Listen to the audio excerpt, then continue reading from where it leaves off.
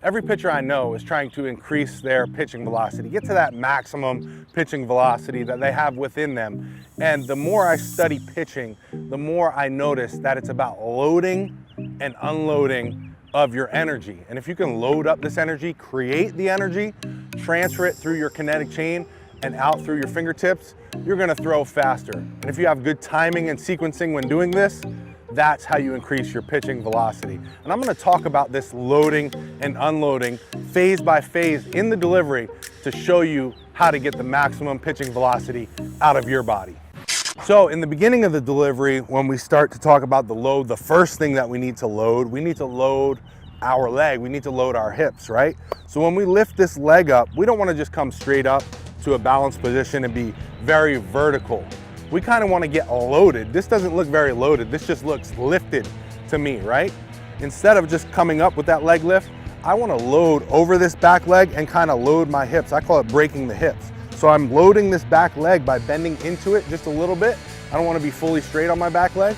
I want to bend into it a little bit, but I also want to load my hips or break my hips so I can start to get a little bit of that internal rotation of the hips with the knee, so that I can drive out from it. Again, it's loading to unload. If we get into a good loaded position, we're gonna be better to unload when we start moving down the mound. Now, if we talk about the unloading of those two things, the back leg and the hips, the back leg is gonna go into our leg drive and we're gonna unload by extending, right? We wanna have good extension, all right? We wanna extend through our ankle, we wanna extend through our knee, we wanna extend through our hip. So that's the unloading phase of the loaded phase of the back leg. So we're kind of sitting into it. We're not a drop and drive pitcher, but we're not a tall and fall pitcher either. We're in between. We get it loaded and then we drive out and have good extension to unload. That's how we create the energy. Now the hips, we're loaded this way, and when we get down to our foot strike, we're unloading the hips this way. And if we have a good, strong front leg to pitch against, then that's gonna help our hips get around, and we're gonna have more hip speed, which is gonna help us get more shoulder speed, which is gonna help our arm come through and throw faster. The next thing we wanna talk about when we're talking about loading is the shoulders. We wanna load the shoulders so that we get the most energy from them. We wanna put ourselves in a good position to get good hip to shoulder separation, but also a good pull down or a good linear finish as well. So we have to do two things with the shoulders. First, we have to separate our hands and have our arm path go at 45 degrees closed or more. You'll see a lot of pitchers, right-handed pitchers, separating straight to third base, and left-handed pitchers separating straight to first base. So they're very closed off. We're not going straight towards our target like a lot of young pitchers are taught.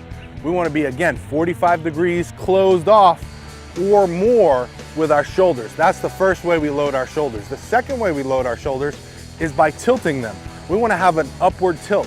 Again, a lot of youth pitchers are taught to keep their shoulders level or pull that front shoulder down. We don't want that. Eventually we want to pull our front shoulder down, but again, we have to load to unload. So before we start pulling that shoulder down, we got to be loaded. So we're separating 45 degrees or more and at an upward angle. This is loaded. Now I can go from here to unloading, pulling that shoulder down, and that's really going to help increase my hip to shoulder separation, which is also going to directly relate to my pitching velocity. The next loaded position we want to think about is scap load. You hear me talk about this a lot on my YouTube channel, and scap load is just where when we get back, after we get our arm separation 45 degrees or more, before we start to rotate, we kind of get into as we're rotating, we get into a scap load. We want to pinch our back together this way so we're loaded up, right? If I was going to punch someone, would I keep my elbow right here and go from here? No, that's not very powerful. I'd pull that elbow behind my back and then throw it, right? You're gonna get more energy that way. Same thing with pitching. We wanna scap load, we wanna load our scaps this way so that we're loaded here, and as we go to unload, we can get into that block off position and transfer a lot of that energy. If you look at it, this is the loaded position, scap load, but then when I unload, I'm blocking off, my shoulders going through and I'm getting good extension. My scaps are now unloaded this way. The next loaded position is going to be supinated with the hand and pronated at release. So this is loaded, this is unloaded, okay? Now a lot of times youth baseball players were taught, point that ball back to second base. This is early pronation. And if we're like this, we're getting ourselves into an unloaded state to get to an unloaded state. So we don't want that. We want to load to unload.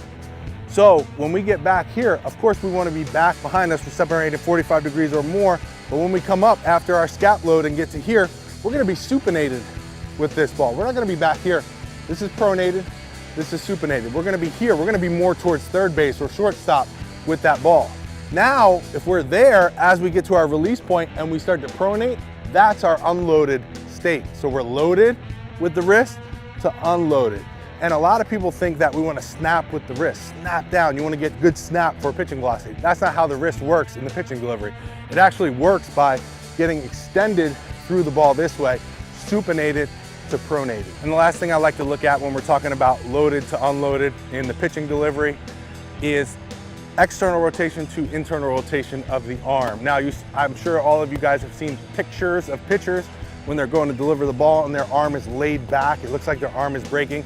I can't do that here by myself because I don't have any force helping my arm lay back, but you know what I'm talking about, when that arm is almost parallel to the ground almost. That is external rotation of the arm. That is the loaded position. If you're not getting down close to that 90-degree mark, then you're not loaded enough.